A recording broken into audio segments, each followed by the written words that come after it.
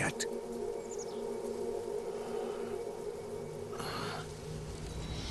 It's been a long time, Snake.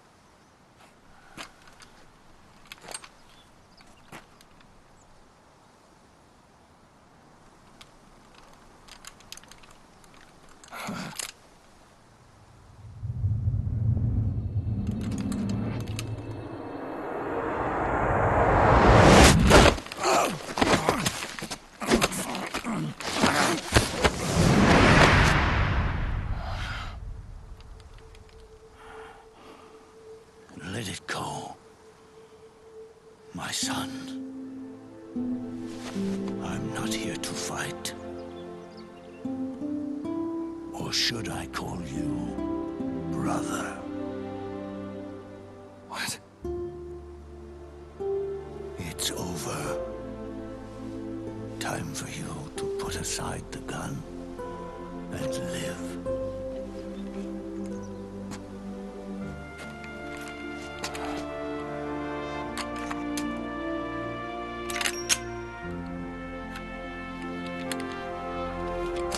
It all began with a bunch of old fools. Now, they've all passed away. Their era of folly is over. I'm the only one left, and soon I'll be gone too. How can you still be alive? That body, liquid burned on the Volta, wasn't mine. That was the body of a clone. Solidus.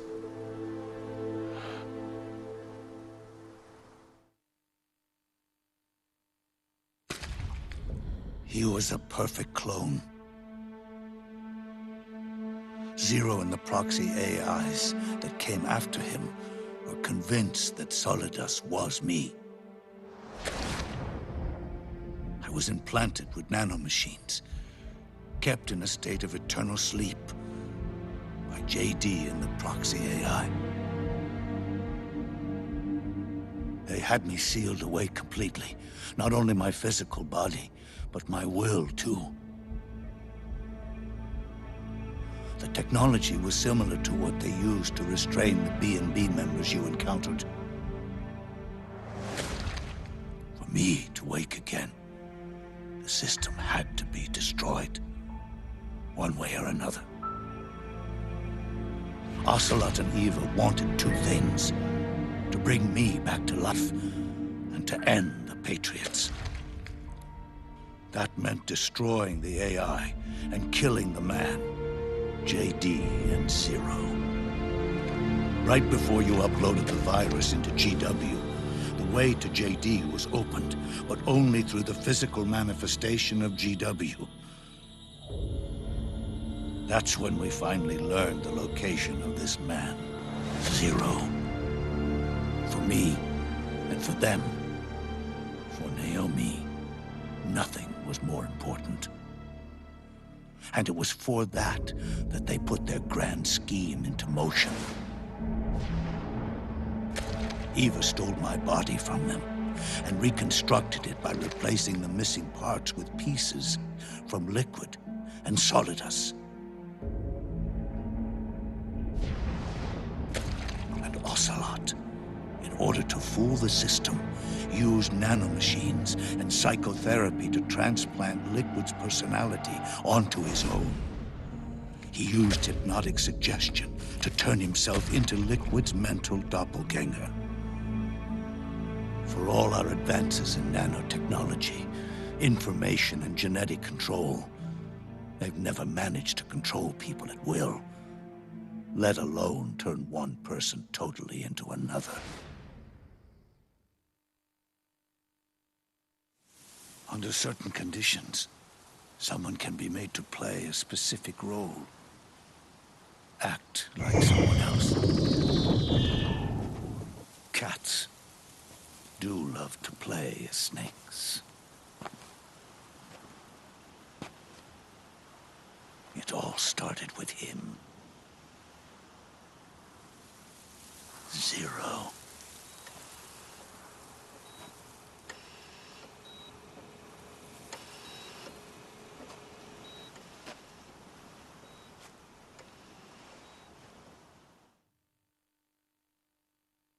Zero grew old, and by the end his patriots were being run by a network without shape or form. What do you mean, without shape or form? The proxies were only one small part of the vast cycle that Zero created. The corporations, for-profits, and research institutions that comprise the military-industrial complex were part of it too. They operated on budgets automatically allotted to them by the proxies. Accounts maintained by the Patriots. The network covered everything from weapons R&D and investment to production and marketing. It encompassed the people, the companies, even the laws that protect them. Politics and economics became nothing more than iterations of the same oppressively uniform system. I don't think anyone realized that it was all a setup, a mere set of norms. The Patriots were those norms, a neural network reduced to its simplest form. That's what they really represented.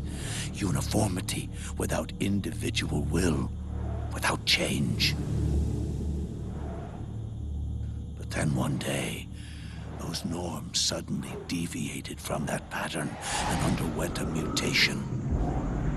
It was like the birth of a new life form. The system found a new way to propagate itself. War. The norms the Patriots had crafted for their unified state quickly became dependent on a single business, the war economy. Meanwhile, the political cause of creating a cleaner, safer battlefield provided a convenient catalyst. By then, the system was no longer being steered by Zero's will, or anyone else's. It was then that the norms, manifested as AIs, the inheritors of Zero's will, began to reproduce and take on a life of their own. Zero's original intent was to carry on the boss's will and establish a unified world state, an inside world. But his successors failed to carry on his will. Eventually, JD became the very age itself, propagating its will as it pleased, and this age chose to act through economics instead of nation-states. Powered by the industrial and digital revolutions that came before it, this age gave birth to a twisted economic revolution, a battlefield revolution. It created a new world without substance. In this new world, there were no ideologies, no principles, no ideals, not even the thing she treasured most, loyalty. There was only the war economy. It was a colossal error in judgment, one Zero couldn't possibly have foreseen.